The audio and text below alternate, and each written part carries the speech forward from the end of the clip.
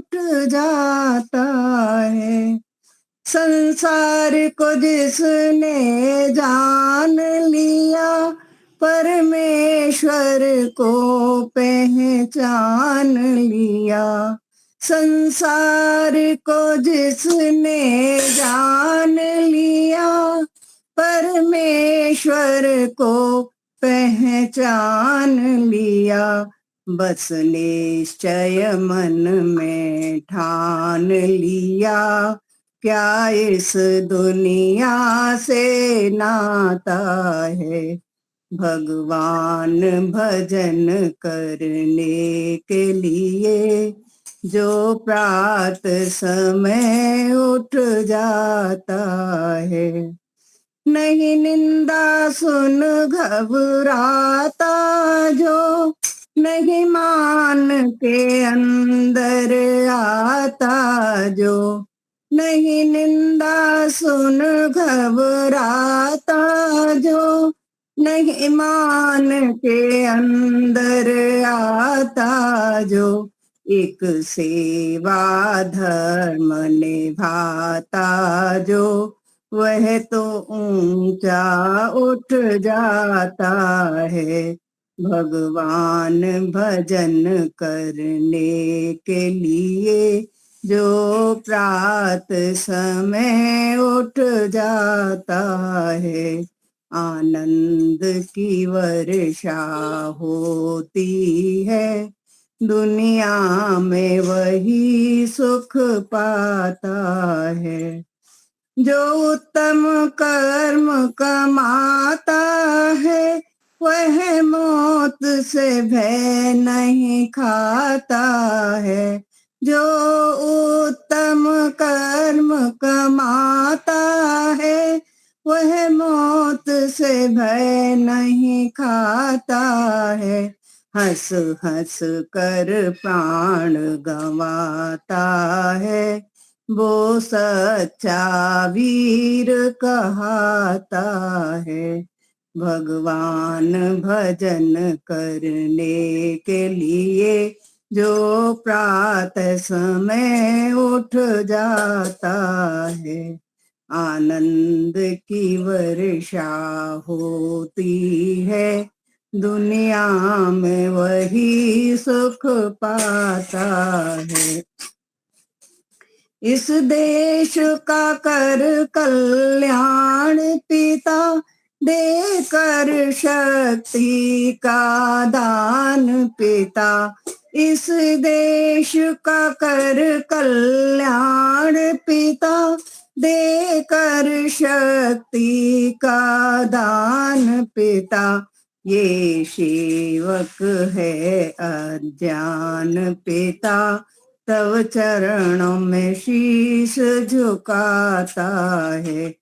भगवान भजन करने के लिए जो प्रात समय उठ जाता है। आनंद की वर्षा होती है, दुनिया में वही सुख पाता है। दुनिया में वही सुख पाता है।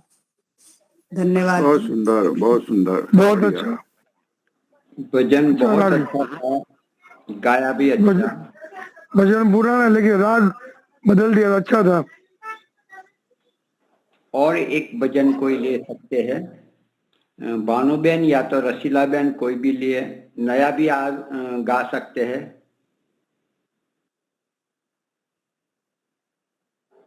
मुनि जी हूँ, आज बार हूँ इसलिए नहीं जा पाऊंगी।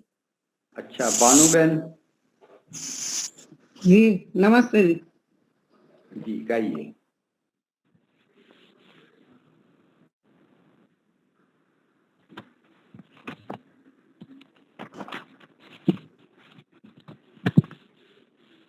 सभी को सादर नमस्ते जी। ना तो देर है ना अंधेर है, तेरे कर्मों का सारा खेल है। ना देर है अंधेर है, तेरे कर्मों का सारा खेल है।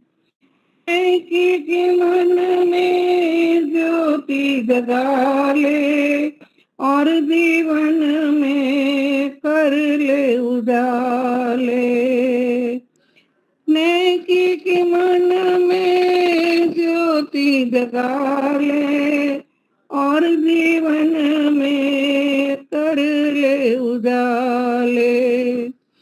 लाखों तीरथ जाके नहा ले, मिटते नहीं तेरे कर्म काले। ना तो देर है ना तेरे कर्मों का सारा खेल है। नेकी जगत में जो सर पे तेरे वो हाथ रखेगा,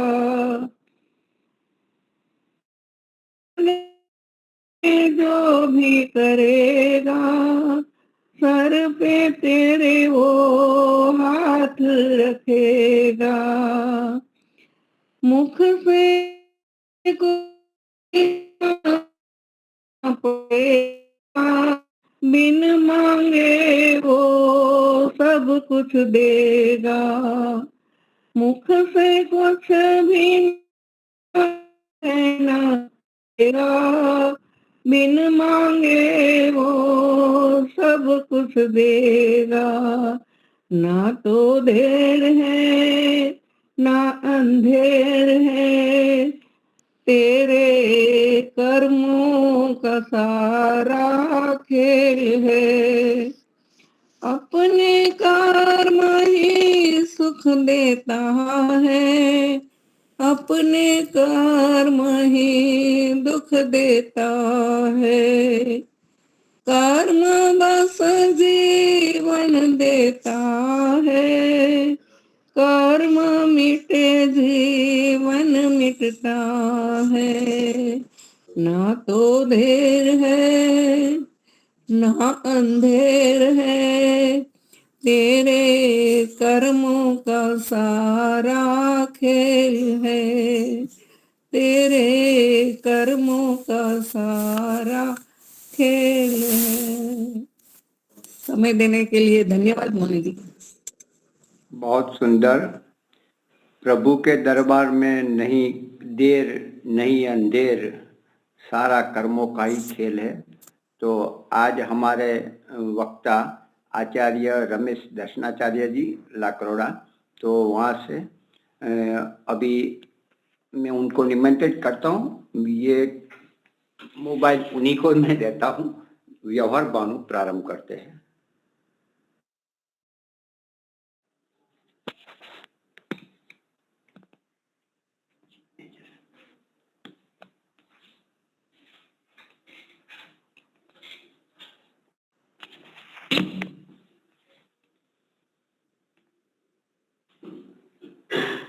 सभी को सादर नमस्ते जी।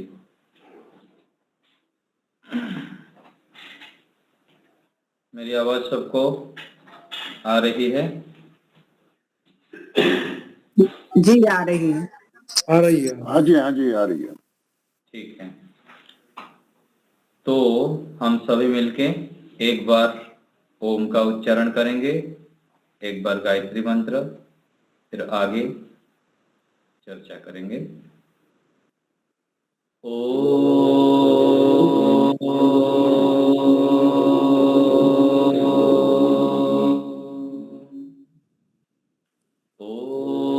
भूर्भुवः स्वः तत्सवितुर्वरेण्यं भर्गो देवस्य धीमहि धियो यो नः प्रचोदयात्। परमपिता परमेश्वर की महती अनुकंपा से हम इस समय आध्यात्मिक चर्चा के लिए बैठे हैं, उपस्थित हुए हैं सभी मिलके।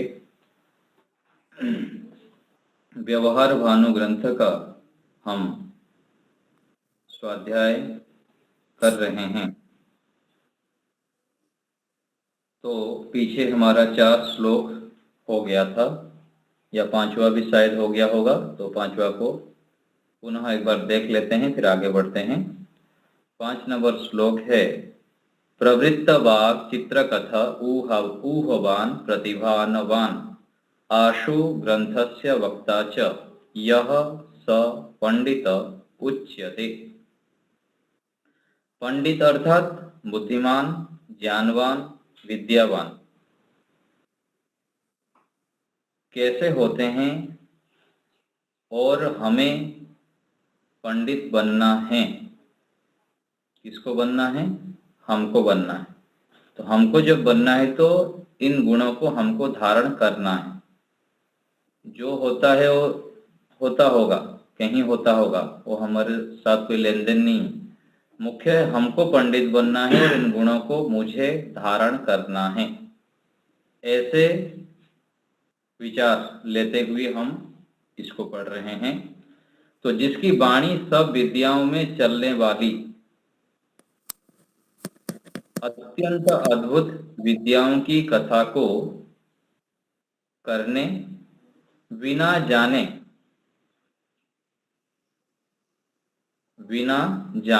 पदार्थों को तर्क से शीघ्र जानने और जनाने वाला, सुनी विचारी विद्याओं को सदा उपस्थित रखने और जो सब विद्याओं के ग्रंथों को अन्य मनुष्यों को शीघ्र पढ़ाने वाला मनुष्य है, वही पंडित कहता है।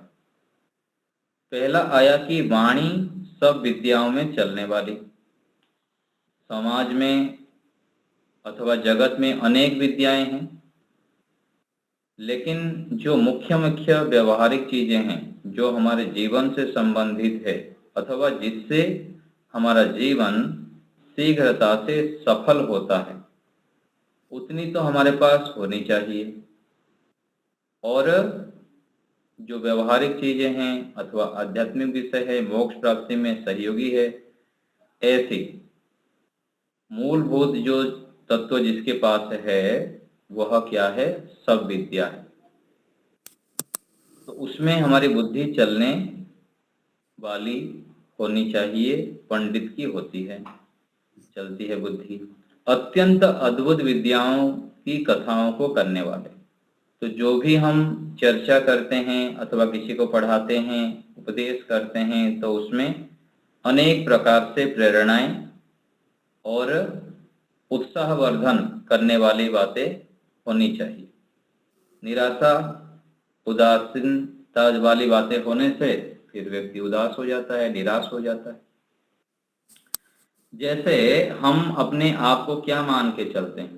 सामान्य रूप से व्यक्ति अपने आप को दीनहीन, दुखी, दरिद्र बहुत सोचता है कि मैं तो कुछ भी नहीं हूँ, मेरे पास कुछ भी गुण नहीं है, मैं तो कुछ नहीं कर सकता, ऐसे सोचते हैं। लेकिन ऐसे नहीं सोचना चाहिए। सदैव अपने आप को सामान्य नहीं मानना चाहिए, विशेष मानना चाहिए कि मैं ईश्वर की संतान हूँ, परमात्मा मेरे पिता है, मैं ऋषियों के संतान हूँ, भगवान राम, कृष्ण, ऋषि मुनियों के मैं संतान हूँ, और मैं सामान्य नहीं हूँ, मैं अद्भुत हूँ, मैं बड़े से बड़े कार्य करने में समर्थ हूँ और करूँगा। और जितना हो सके तन मन धन से अपने सामर्थ्य को बढ़ाते भी रहना है। और ईश्वर उपासक व्यक्ति जितना इतना ईश्वर की ओर बढ़ता जाता है, ईश्वर के प्रति प्रेम बढ़ता रहता है, उसके अंदर दिव्य गुण बढ़ता रहता है, धीरे धीरे करके जुड़ता रहता है। तो एक तो ईश्वर से जुड़ना, और साथ साथ हमें श्रेष्ठ विचारों से सदैव युक्त रहना चाहिए, महान विचारों से युक्त रहना चाहिए, और अपने आप को सदैव उत्साहित रखना चाहिए। और ये उत्साह कब आता है? जब हम ऋषियों के सानिध्य में रहते हैं, ऋषियों के ग्रंथों को पढ़ते हैं, ईश्वर की उपासना करते हैं, जीवन में सत्व गुण को बढ़ाते हैं। हमारा बैठना, उठना, खाना, पीना, जागना, विचारना आदि हम सत्व गुण युक्त जब करते जाते हैं, अर्थात चंचलता से रहित होकर रजोगुण तमोगुण आदि व्यवहार को जब हम हटाते हैं तो हम सत्व में प्रतिष्ठित हो जाते हैं। और सत्व में जितना हम प्रतिष्ठित होंगे उतना उत्साहित रहेंगे। आशा, विश्वास, निर्भयता, प्रसन्नता, पुरुषार्थी आदि गुण हमारे अंदर जो अद्भुत प्रतिभाएं हैं वो आता रहता है। और बिना जाने पदार्थों को तर्क से शीघ्र जानने और जनाने वाला। तो जितने भी पदार्थ है संसार में सबसे श्रेष्ठ पदार्थ क्या है? ईश्वर है। और जो तीन पदार्थ हम कहते हैं ईश्वर, जीव और प्रकृति, इन तीनों को जब हम जितना अच्छे प्रकार से जानते हैं, व्यवहारिक ढंग से जान लेते हैं तो हमारा कल्याण हो जाता है। और दूसरे को भी जनाते हैं तो उनका भी कल्याण होता है। तो अधिक हमको बल देना चाहिए ईश्वर के विषय में जानने के लिए। और मैं आत्मा हूं, इस शरीर से पृथक हूं, इस ज्ञान को दृढ़ करना है। और संसार के प्रत्येक व्यक्ति में, वस्तु में दुख ही दुख भरा पड़ा है। थोड़ा बहुत सुख है लेकिन अधिक से अधिक दुख है। यह ज्ञान यदि हमारा निश्चय हो जाता है, दृढ़ हो जाता है, तो हम बुद्धिमान हैं, पंडित हैं। तो स्वयं जानना और दूसरे को जनाने में जो समर्थ है, सुनी विचारी विद्याओं को सदा उपस्थित रखने। सुनी और विचारी, जो सुनते हैं और जो विचारते हैं उसको उपस्थित रखना। उपस्थित कब रहेगा? जब हम एकाग्र होंगे, सत्वगुण से युक्त होंगे। तो एकाग्रता के लिए भी पुरुषार्थ करना चाहिए, मौन करना चाहिए, शांत बैठना चाहिए, जप करना चाहिए, आदि आदि अनेक उपाय से हम एकाग्र होते हैं। और जितना एकाग्र होते हैं उतना हमारी जो विद्याएं हैं वो स्थिर रहता है, उपस्थित रहता है, नहीं तो फिर भूल जाएंगे। जो सब विद्याओं के ग्रंथों को अन्य मनुष्यों को शीघ्र पढ़ाने वाला होता है, ऐसे पंडित। तो हम भी शीघ्र पढ़ें।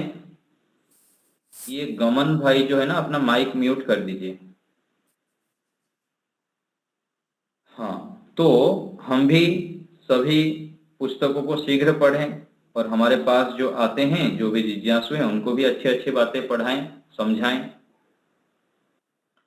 तो इन जो श्रेष्ठ बातें हैं, इनको जो जानता है, अपने जीवन में उतार लेता है, ऐसे पंडित होता है। तो हम भी अपने अपने सामर्थ्य थोड़ा बहुत तो करते हैं, लेकिन इसको और भी बढ़ाना है तो हम पंडित बन जाएंगे। आगे है श्रुतम प्रज्ञानुगम यस्य प्रज्ञा चैव श्रुतानुगा असंभिन्नार्य मर्यादा पंडिताख्याम लभेत सह। जिसकी सुनी हुई पठित विद्या बुद्धि के सदा अनुकूल और बुद्धि और क्रिया सुनी पड़ी विद्याओं के अनुसार हो।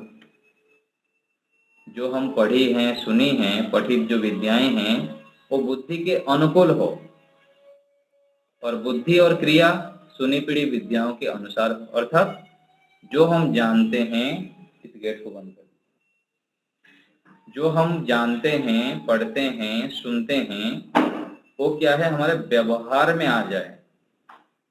जिनके व्यवहार में आ गया वही बुद्धिमान है, पंडित है, विद्वान है, ज्ञानी है। हम सब अपने आप को बुद्धिमान कहना पसंद करते हैं, लोग हमारी प्रशंसा करें, हम बुद्धिमान बने और सबके प्रिय बने, ऐसा चाहते हैं। लेकिन चाहने से हमको मिलता नहीं। क्यों नहीं मिलता है? क्योंकि हम जो पढ़ते हैं, सुनते हैं, अपने आप को आर्य समाजी कहते हैं, वैदिक धर्मी कहते हैं, उनके अनुसार हमारा आचरण नहीं हो पाता है। होता भी है तो थोड़ा सा होता है। तो घर के लोग जो पति होते हैं, पत्नी होते हैं, मित्र होते हैं, आसपास में रहने वाले होते हैं, बोलते हैं तुम इतने दिन से सत्संग करते हो कि जीवन में तो आता ही नहीं। तो ऐसे ना हो हमारा। यदि हमारे पढ़ा सुना आदि क्रियाओं के साथ साथ आचरण में, हमारे व्यवहार में परिवर्तन हो गया तो क्या है, हमारा कल्याण। कहा गया है कि, कहते हैं कि सबसे बड़ा जो चैलेंज है, पुरुषार्थ है, क्या है, अपने स्वभाव को बदलना। हमारी जो क्रियाएं होती हैं सुबह से लेकर रात तक, उन क्रियाओं को देखना चाहिए। उस क्रियाओं में जो गलत स्वभाव हमारे हैं, कोई बैठे बैठे पैर हाथ हिलाते रहते हैं, कोई सीधा बैठने का किसी का आदत नहीं होता है, किसी का वाणी से कटु बोलने का आदत है, क्रोध करने का आदत है। तो ये जो हम व्यवहार हमारे आदतें हैं, उनमें कौन सा खराब स्वभाव है हमारा, उसको जानना है और उसको दूर करना है। तब क्या होगा, बुद्धि के सदा अनुकूल होगा और बुद्धि क्रिया के अनुकूल होंगे, तो व्यवहार में हमारा आ जाएगा। तो ऐसे हो, धार्मिक श्रेष्ठ पुरुषों की मर्यादा का रक्षक हो। जैसे हम कह रहे हैं ना, भगवान राम के, कृष्ण के, ऋषियों के संतान है, मैं ईश्वर के संतान हूं, मैं आर्य हूं। तो आर्य कब कहाएंगे हम? तब कहाएंगे जो हम मर्यादा पूर्वक चलेंगे, हमारा जीवन मर्यादा पूर्वक हो। जैसे भगवान राम जी को मर्यादा पुरुषोत्तम कहते हैं। तो मर्यादा के पूर्वक जब हम चलते हैं तो हम आर्य बन जाते हैं और हम रक्षा करते हैं, धर्म की रक्षा करते हैं, रक्षक बन जाते हैं। और दुष्ट डाकुओं की रीति को विदीर्ण करने हारा, जो दुष्ट व्यक्ति हैं, जो अधर्मी हैं, जो गलत काम करने वाले हैं, इनको हम विदीर्ण कब करेंगे, उनको ह्रास कब कर पाएंगे? जब हमारे पास जो विद्याएं हैं, हमारे पास जो श्रेष्ठ गुण हैं, उसको बढ़ा देते हैं, तो फिर दूसरे के ऊपर प्रभाव पड़ता है। दूसरे फिर उसी हिसाब से कार्य करने लग जाते हैं, उनके जीवन में परिवर्तन होने लग जाता है, फिर उन लोग दुष्ट व्यवहार छोड़ देते हैं। एक तो उपाय है कि क्षत्रिय बन के लड़ाई करना, झगड़ा करना, दंड देना और उनके साथ भय दिखा के उनको छुड़ाना। और दूसरा, ब्राह्मण का कर्तव्य क्या है? श्रेष्ठ जब कार्य हमको बढ़ाते हैं, समाज में, राष्ट्र में श्रेष्ठता को बढ़ाते हैं, तो फिर दुष्ट लोग अपनी दुष्टता धीरे धीरे छोड़ देंगे। यथा सामर्थ्य, सभी लोग तो एक कभी भी पूरा होंगे ही नहीं, लेकिन जितना हो सके उतना प्रयास तो हमको करना पड़ेगा। और कौन करेगा? कोई बाहर से तो महापुरुष आएंगे नहीं, कोई आकाश से अथवा कोई कहीं से धरती पे उतरेंगे नहीं, हमको ही करना पड़ेगा। तो व्यक्ति जब ईश्वरीय गुणों को धारण करता है, अपने अंदर दिव्य गुणों को भरता है, तो क्या करेगा? फिर घड़े में जब पानी भर जाएगा तो कितना पिएगा पानी? पानी पीते पीते थक जाएगा ना, फिर दूसरे को बांटने लग जाता है। ईश्वर क्या करते हैं? ईश्वर तो बांटते हैं ना, सदा सबको सुख देना चाहते हैं। तो जो ईश्वर की उपासक होता है, जो ज्ञानी बन जाता है, वो स्वतः ही सबको बांटना चाहता है, देना चाहता है, और देते देते देते फिर मोक्ष को प्राप्त कर लेता है। अर्थात विशेष ईश्वरीय गुणों को जो प्राप्त कर लेता है, फिर समाधि को प्राप्त करके मोक्ष की ओर बढ़ जाता है। तो हमारे देने की स्वभाव कब बनेगा? जब हम गुणों से भर जाएंगे। सामान्य रूप से थोड़ा थोड़ा हम देते हैं, लेकिन विशेष जो देना है तब होगा जब हमारा ईश्वर में अत्यंत प्रीति हो जाए और सबको हम आत्मवत देखने लग जाए। आज हमारी प्रवृत्ति क्या होती है? पक्षपात वाली होती है। अपने बेटा को, अपने पोते को, अपने संबंधी को, अपने मित्र को अलग दृष्टि से देखते हैं, अलग व्यवहार करते हैं। और दूसरे जो बाह्य व्यक्ति होते हैं, उनको हम थोड़ा सा कम देना चाहते हैं अथवा न्यून देना चाहते हैं। कहीं ना कहीं हमारे व्यवहार में परिवर्तन तो होता ही। लेकिन जब व्यक्ति उच्च चेतना में जीने लग जाता है, दिव्य चेतना से युक्त हो जाता है, अर्थात अपनी आध्यात्मिक गुणों को विकसित करता है, तो वह फिर कहा गया यजुर्वेद में, तत्र कह मोह कह शोकः एकत्वम अनुपश्यतः, वो एक जैसा देखने लग जाता है। जैसे कहा गया ना, वसुधैव कुटुंबकम अयम निजो परवेत्ति गणना लघु चेतसाम उदार चेतसाम तो वसुधैव कुटुंबकम। तो ये मेरा है, ये तेरा है, ऐसी ऐसी जो भावना है, ये क्या है? सामान्य व्यक्ति की, क्षुद्र चेतना वाले व्यक्ति की, अज्ञानी व्यक्ति की सोच है। जो ज्ञानी बन जाता है, अपने चित्त को शुद्ध कर लेता है, ईश्वर का बन जाता है मनुष्य। अभी तो हम ईश्वर का नहीं है, अभी तो पति के हैं, पत्नी के हैं, मित्र के हैं, साथी के हैं, लोगों की हैं। उसके लिए हम आजकल काम करते हैं, सामान्य स्थिति में मैं आपका हूँ, मैं उनका हूँ, ऐसे चलता है। केवल ईश्वर का ही हूँ मैं, ये भावना कहाँ होती है? इस भावना को हमको बढ़ाना है। प्रभु मैं आपका ही हूँ, आप मेरे हैं। ऐसी उपासनाएं बैठ के जब हम करते हैं तो धीरे धीरे ईश्वर के प्रति अत्यंत प्रेम होता है और ईश्वरीय गुणों को हम धारण कर पाते हैं। सामान्य व्यवहार करेंगे, जैसे हम घर में माता पिता, घर परिवार के लोगों के साथ व्यवहार करते हैं और बाहरी लोगों के साथ भी करते हैं, लेकिन अपने परिवार के लोगों को क्या मानते हैं? ये मेरा है, ऐसे मानते हैं और उनको फिर उसी प्रकार से व्यवहार करते हैं। तो ऐसे ईश्वर का हो जाने के बाद सब छूट जाएंगे ऐसा नहीं है, सब करेंगे लेकिन इनको गौण मानेंगे, अभी इनको मुख्य मान के चल रहे हैं। तो हम जब ईश्वर का बन जाते हैं तो फिर अच्छे कार्य को फैलाते हैं, तो डाकू और जो दुष्ट व्यक्ति होते हैं वो फिर विदीर्ण हो जाएंगे, उनकी ह्रास होगी, तब हम पंडित कहाएंगे। तो जिसकी सुनी हुई पढ़ी पठित विद्या बुद्धि के अनुकूल, बुद्धि और क्रिया सुनी पढ़ी विद्याओं के अनुसार होता हो, धार्मिक श्रेष्ठ पुरुषों की मर्यादा का रक्षक करने वाला हो, दुष्ट डाकुओं की रीति को वर्ण विदीर्ण करने वाला मनुष्य है, जो ऐसे पंडित कहने योग्य है, वह पंडित होता है। जहां ऐसे सत्पुरुष पढ़ाने और बुद्धिमान पढ़ने वाले होते हैं, वहां विद्या धर्म की वृद्धि होकर सदा आनंद ही बढ़ता जाता है, और जहां निम्नलिखित मूढ़ पढ़ने पढ़ाने आ रहे होते हैं, वहां अविद्या और अधर्म की उन्नति होकर दुखी बढ़ता जाएगा। तो आज आनंद क्यों नहीं बढ़ रहा है? क्योंकि पढ़ने वाले भी ऐसे गुण से युक्त नहीं है, और जिसको पढ़ाया जाता है वो भी खाना पूर्ति कर रहे हैं, जैसे तैसे करके पढ़ लिए। इसलिए जो धर्म की वृद्धि होनी चाहिए, विशेष वृद्धि होनी चाहिए, वो नहीं हो रहा। तो हम सुधरेंगे जब सुधरेगा। दुनिया को दोष देते देते तो सब थक गए। पहले हम जहां पर खड़े हैं अपना ठेका लेना होता है, मैं बदलूंगा। और आध्यात्मिक व्यक्ति का पहचान यही है कि सबके गुण अपनी हमेशा गलतियां देखा करो। तो पहले हम अपना देखें और अपना करते जाएं, ये हमको करना है, तब धर्म की वृद्धि होगी, आनंद की वृद्धि पहले हमारी होगी, फिर दूसरे को यथा सामर्थ्य देते जाएंगे हम। तो हम ऐसे पंडित लक्षणों को धारण करेंगे तो हमारा कल्याण होगा। तो आगे मोड़ के विषय में बता रहे हैं, कैसे मनुष्य, प्रश्न है कैसे मनुष्य पढ़ाने और उपदेश करने वाले ना होने चाहिए। उत्तर है अश्रुतश्च समुन्नद्धो दरिद्रश्च महामनः अर्थांश्च कर्मणा प्रेप्सुर मूढ़ इति उच्यते बुधैहि। जो किसी विद्या को ना पढ़ और किसी विद्वान का उपदेश ना सुनकर बड़ा घमंडी, दरिद्र होकर बड़े बड़े कामों की इच्छा करने हारा और बिना परिश्रम के पदार्थों की प्राप्ति में उत्साही होता है, उसी मनुष्य को विद्वान लोग मूर्ख कहते हैं। तो जो व्यक्ति किसी से पढ़ेगा नहीं तो उसको क्या आएगा? जो विद्वानों का संग नहीं करेगा, उनके उपदेश नहीं सुनेगा, उसको क्या आएगा?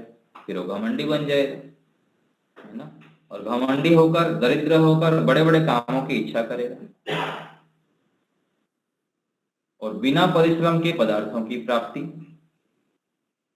तो हम आज जो विशेष गुणों को धारण नहीं कर पा रहे हैं, उसके पीछे कारण क्या है? हम जितना पुरुषार्थ करना चाहिए नहीं करते हैं।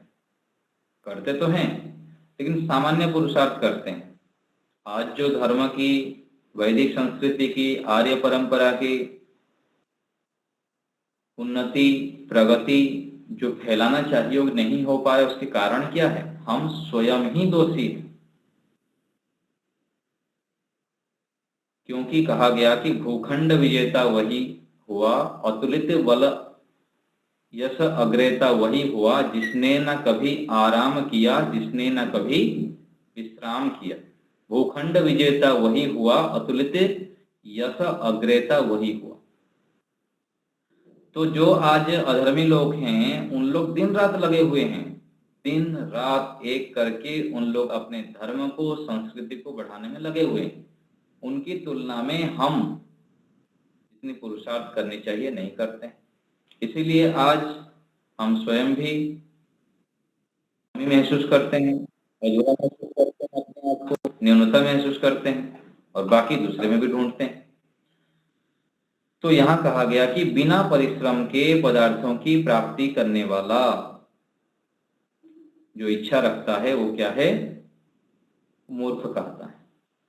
और इसको पलट के थोड़ा हम सकारात्मक सोचे तो हम जो चाहे वो प्राप्त कर सकते हैं, समाज राष्ट्र में दे सकते हैं, लेकिन उसके पीछे पुरुषार्थ करना पड़ेगा, अखंड प्रचंड पुरुषार्थ।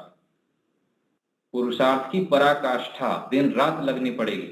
जहां पर हम हैं वहां पर लगना पड़ेगा और ईश्वर से प्रार्थना करनी होगी कि प्रभु मैं महान बनूं, मैं पुरुषार्थी बन जाऊं, ऐसे मुझको सामर्थ्य दीजिए, बल दीजिए। ऐसे परमात्मा से हमको प्रार्थना करना है, संकल्प करने, आगे बढ़ना है और बढ़ना ही है। ऐसे अंदर संकल्प करते चलेंगे तो अवश्य ही होगा। तो हमको विद्वान बनना है, पुरुषार्थी बनना है, अखंड पुरुषार्थ से युक्त होना है। तो आगे देखिए, मूर्ख के दृष्टांत दे रहे हैं। यहाँ बुद्ध का मतलब मूर्ख नहीं, बुद्ध था जो ज्ञानी लोग हैं। ज्ञानी लोग किसको मूर्ख मानते हैं? मूढ़ या मूढ़ जो आया ये अज्ञानी लोग है, जो बड़े बड़े कामना करता है, पुरुषार्थ नहीं करता है, बिना पुरुषार्थ के प्राप्त करना सोचता है, किसी से पढ़ता नहीं है, किसी से सुनता नहीं है, विद्वानों का संग नहीं करता। ऐसे व्यक्ति मूढ़ है, अज्ञानी है, मूर्ख है। विद्वानों की दृष्टि से उनको अच्छा नहीं माना जाता है। दृष्टांत दे रहे हैं कि जैसे कोई दरिद्र शेख चिली नामक किसी ग्राम में था। वहां किसी नगर का बनिया 10 रुपए उधार लेकर घी लेने आया। वह घी लेकर घड़े में भरकर किसी मजदूर की खोज में था। शेख चिली आया। उसने पूछा कि इस घड़े को 3 कोस ले जाने की क्या मजूरी लेगा? उसने कहा कि 8 आने। आगे बनिया ने कहा कि 4 आने लेना है तो लो। उसने कहा अच्छा। शेख चिली घड़ा उठा, आगे चला और बनिया पीछे पीछे चलता हुआ मन में मनोरथ करने लगा कि 10 रुपए के इस घी के 11 रुपए आएंगे, 10 रुपये सेठ को दूंगा और 1 रुपया घर की पूंजी रहेगी। वैसे ही 10 फेरे में 10 रुपये हो जाएंगे। इसी प्रकार 10 से 100, 100 से 1000, 1000 से लाख, लाख से करोड़, फिर करोड़ से सब जगह कोठिया करूंगा और सब राजे लोग मेरे कर्जदार हो जाएंगे, इत्यादि बड़े बड़े मनोरथ करने लगा। सेठ आगे चल रहा है और शेख चिली ने विचार कर रहा था, 4 आने की रुई ले सूद काट कर बेचूंगा, 8 आना मिल जाएगा, फिर 8 आना से 1 रुपया हो जाएगा, फिर वैसे ही 1 से 2 रुपये होंगे। उनसे एक बकरी लूंगा, जब उसके बच्चे कच्चे हो जाएंगे तब उनके बेचकर गाय ले लूंगा, उसके बच्चे कच्चे हो जाएंगे तो उसको फिर भैंस लूंगा, उसको बेचकर, उसके बच्चे कच्चे बेच के घोड़ी लूंगा, उसके बच्चे कच्चे को बेचकर हथनी लूंगा और उसके बच्चे आदि हो जाएंगे तो बेचकर तो ब्याह करूंगा। एक का नाम प्यारी और दूसरे का नाम बेप्यारी रखूंगा। जो प्यारी के लड़के गोद में बैठेंगे तो कहूंगा बच्चे आओ बैठो, जो बेप्यारी के लड़के आकर कहेंगे हम भी बैठेंगे तो कहूंगा कहूंगा नहीं कहूंगा। ऐसा कहकर सिर हिला दिया। घड़ा गिर पड़ा, फूट गया और घी भूमि पर फैल गया। बनिया रोने लगा और शेख चिली भी रोने लगा। बनिया ने शेख चिली को धमकाया कि घी क्यों गिरा दिया, तो रोता क्यों है, तेरा क्या नुकसान हुआ? शेख चिली कहा तेरा क्या बिगाड़ हुआ, तू क्यों रो रहा है? तो बनिया ने कहा कि मैंने 10 रुपये उधार लेकर प्रथम ही घी खरीदा था, उस पर घड़े बड़े बड़े लाभ का विचार किया था, वह मेरा सब बिगाड़ गया, क्यों ना रो? और शेख चिली कहा तेरी तो 10 रुपये आदि की ही हानि हुई, मेरा तो घर ही बना बिगड़ गया, मैं क्यों ना रो? बनिया के क्या तेरे रोने से मेरा घी आ जाएगा? शेख चिली का अच्छा, तो तेरा रोने से क्या मेरा घर बन जाएगा? तू बड़ा मूर्ख है। और वो भी बोला फिर तू बड़ा मूर्ख है, तेरा बाप मूर्ख है। तो दोनों आपस में एक दूसरे को मारने लगे। फिर मार पीट कर शैक्षिली अपने घर की ओर भाग गया और बनिया ने धूर में मिले हुए घी को ठीकरे में उठाकर अपने घर की ओर राह ली। ऐसे ही स्व सामर्थ्य के बिना असख्य मनोरथ किया करना मूर्खों का काम है। ये एक बता दिए कि मूर्ख कैसे होते हैं, कि बिना पुरुषार्थ के केवल बड़े बड़े कामना करने वाले। आगे बता रहे हैं कि अनाहुतः प्रविशति अपृष्टो बहुभाषते अविश्वस्ति विश्वसिति मूढ़चेता नराधमः। जो बिना बुलाए जहां तहां सभा आदि स्थानों में प्रवेश कर जाए, सत्कार उच्च आसन को चाहे, वह ऐसे रीति से बैठे कि सब सत्पुरुषों का उसका आचरण अप्रिय विदित हो, बिना पूछे बहुत अंडवंड बके, अविश्वासियों में विश्वासी होकर सुखों की हानि कर लेवे, वही मनुष्य मूढ़ बुद्धि और मनुष्यों में नीच कहता है। तो पहला क्या कहा गया कि बिना बुलाए जहां तहां नहीं जाना चाहिए।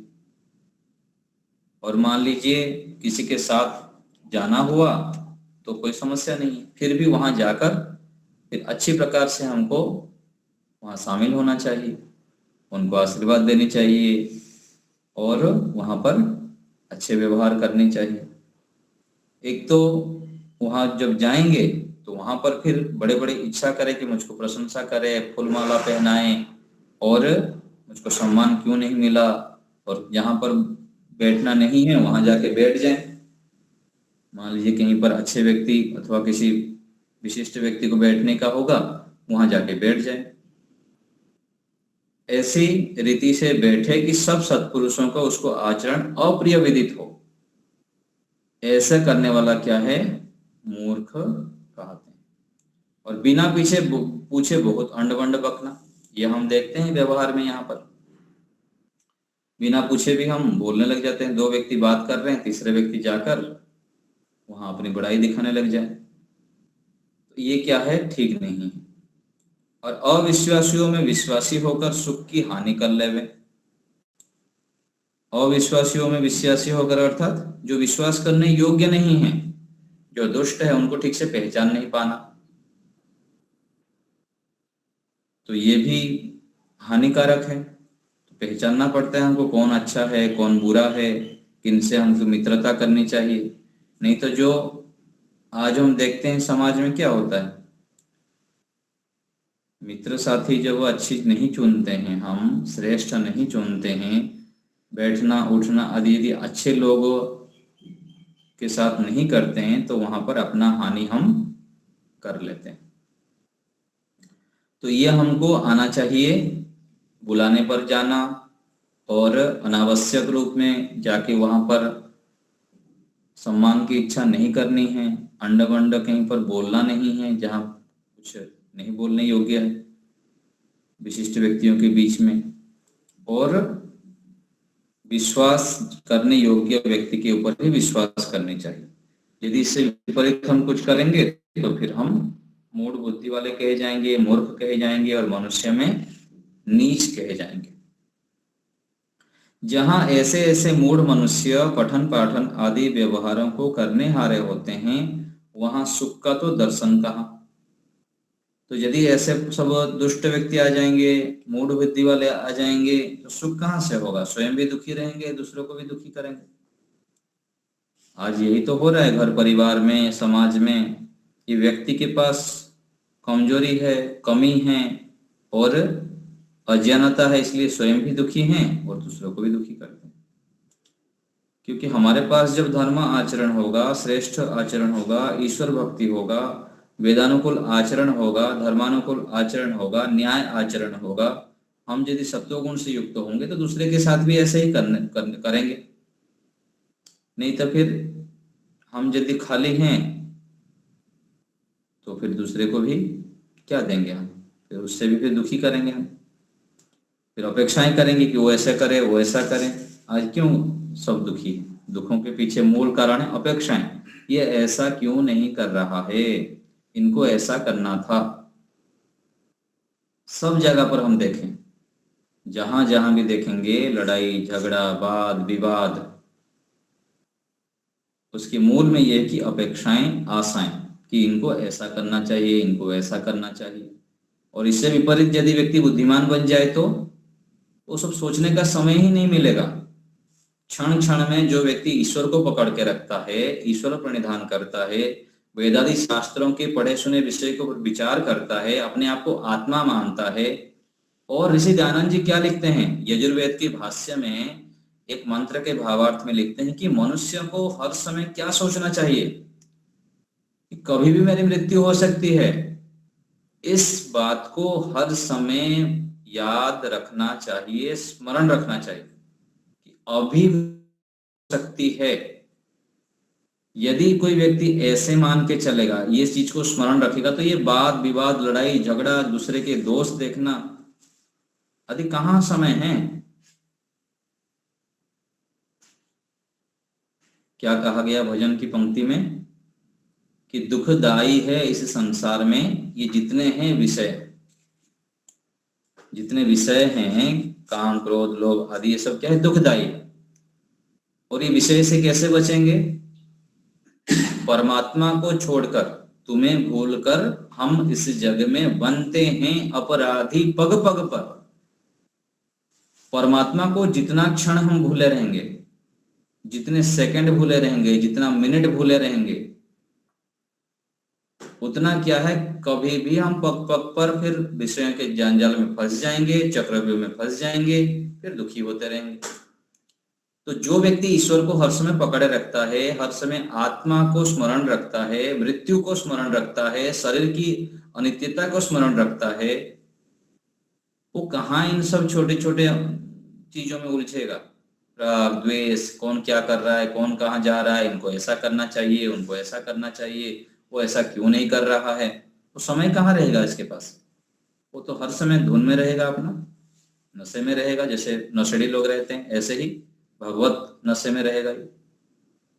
नशा शब्द ठीक नहीं है, फिर भी एक हम दूसरे ढंग से यदि शब्द का प्रयोग करें तो इसे वो मग्न में रहेगा, सत्वगुण में फिर प्रतिष्ठित हो जाएगा, तो फिर ये सब छूट जाएगा।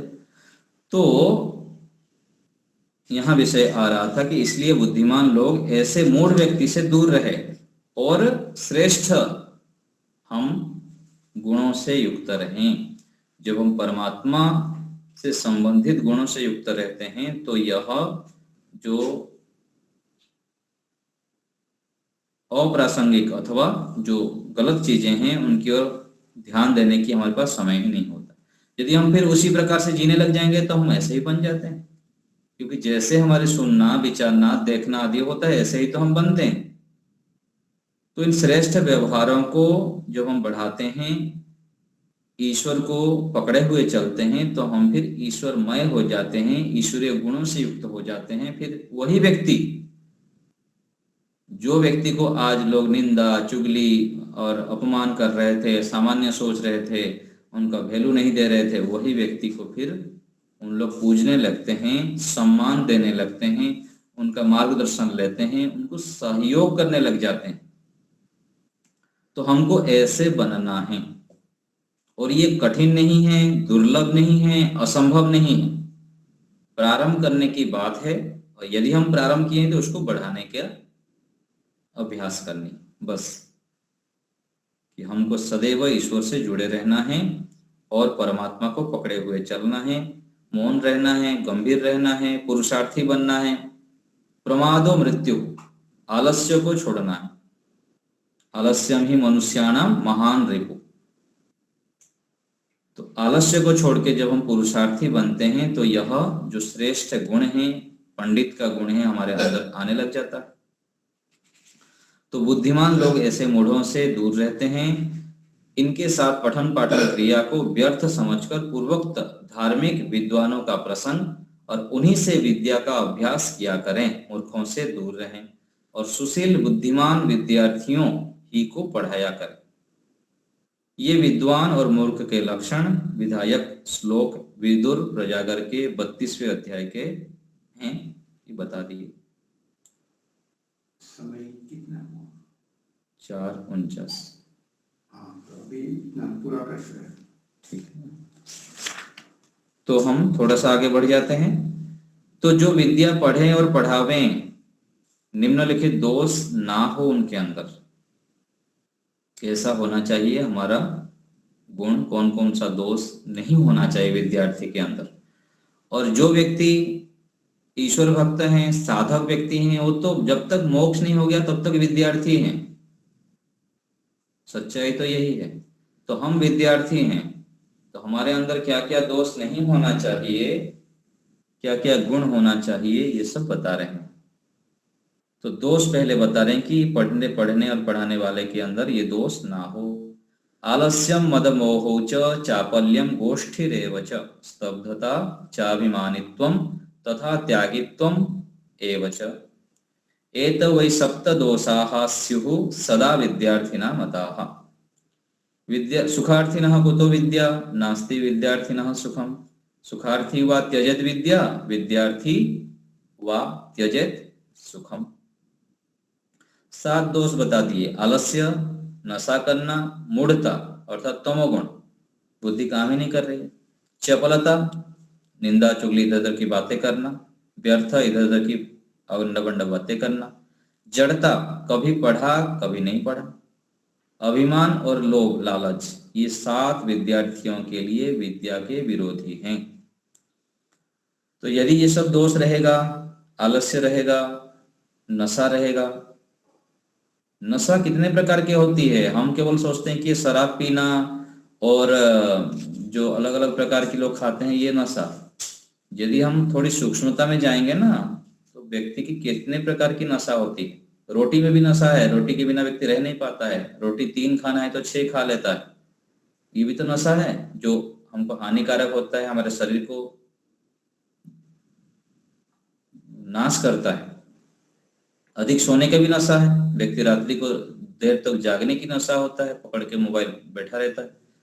और ऐसे ही जितने दोष हैं, इन सबको यदि विद्यार्थी नहीं छोड़ता है तो विद्या प्राप्ति नहीं होगी, अथवा वो हमारे व्यवहार में नहीं आ पाएगा।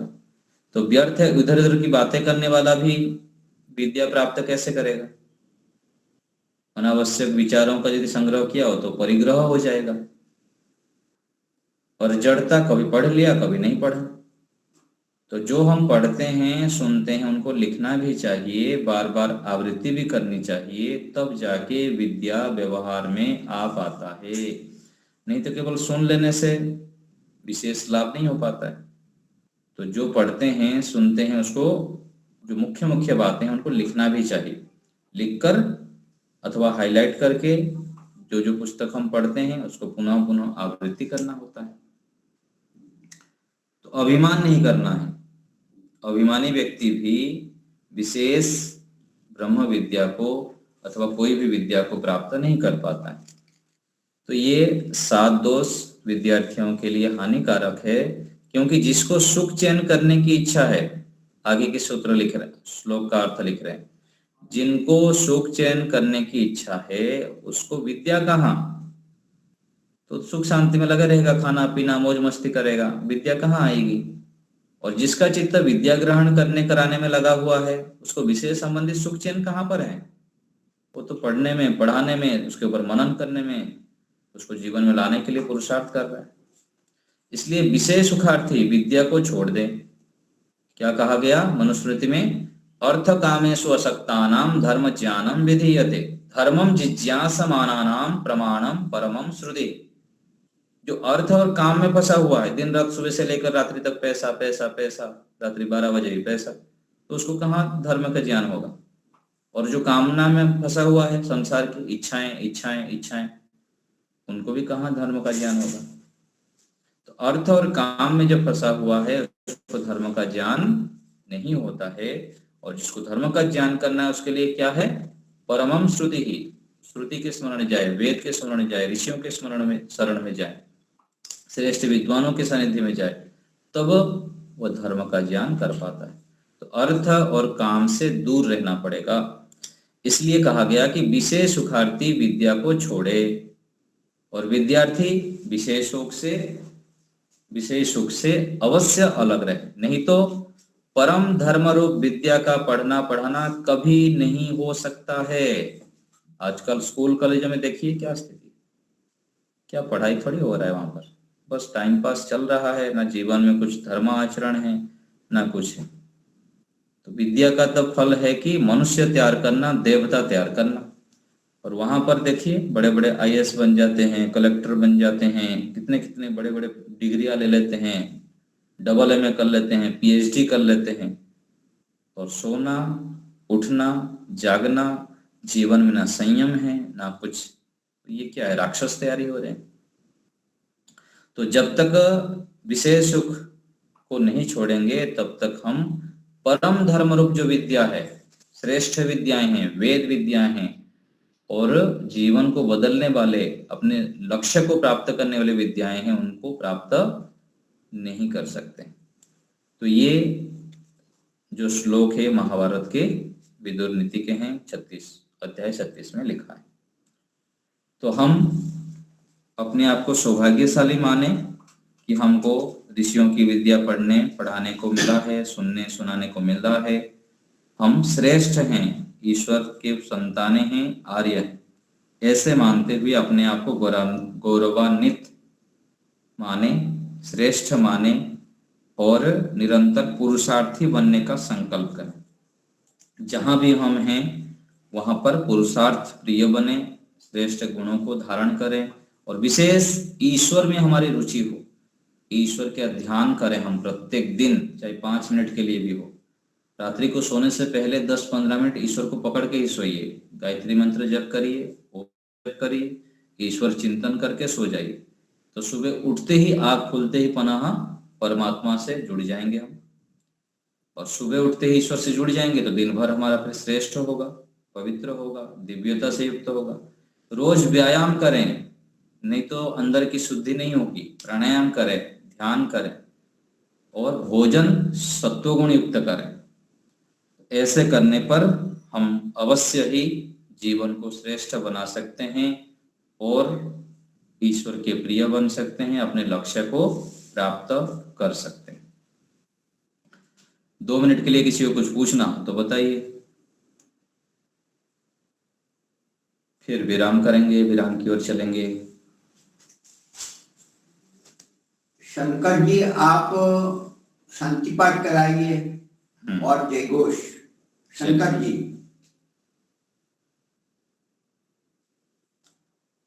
ठीक है, तो विराम की ओर चलते हैं, शांति पाठ करें। शंकर जी माइक अपना अनम्यूट करिए।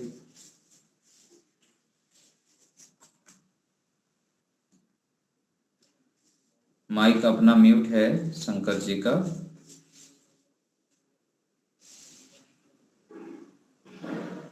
मोबाइल में माइक के स्विच को अनम्यूट करिए।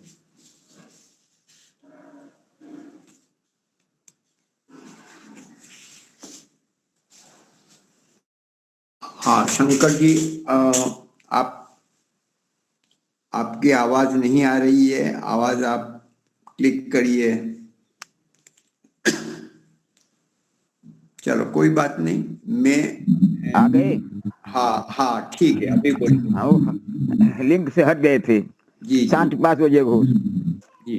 ओम द्यौ शांति अंतरिक्षं शांति पृथ्वी शांतिरापः शांतिरोषधयः शांति वनस्पतयः शांतिर्विश्वे देवा शांतिर्ब्रह्म शांतिः सर्वं शांतिः शांतिरेव शांतिः सामा शांतिरेधि। ओम शांति शांति शांति। जय घोष। जो बोले सो अभय। सत्य सनातन की जय। मर्यादा पुरुषोत्तम भगवान राम की जय हो। योगराज भगवान कृष्ण की जय हो। जय हो। व्याकरण सूर गुरु विरजानंद की जय हो। युग प्रवर्तक महर्षि दयानंद सरस्वती की जय हो। भारत माता की जय हो। गौ माता की आनंद करें। देश के अमर शहीदों की जय हो। वेद की ज्योति चलती चलती रहे रहे, ओम का झंडा ऊंचा रहे, ऊंचा रहे। आर्य समाज अमर रहे, सत्यार प्रकाश अमर रहे। बड़ो ध्वनि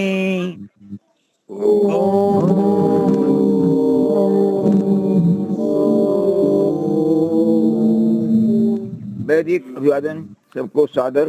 सर्वेभ्यो नमः। सर्वेभ्यो नमः। जी। धन्यवाद। तो हम सोमवार को पुनः मिलते हैं।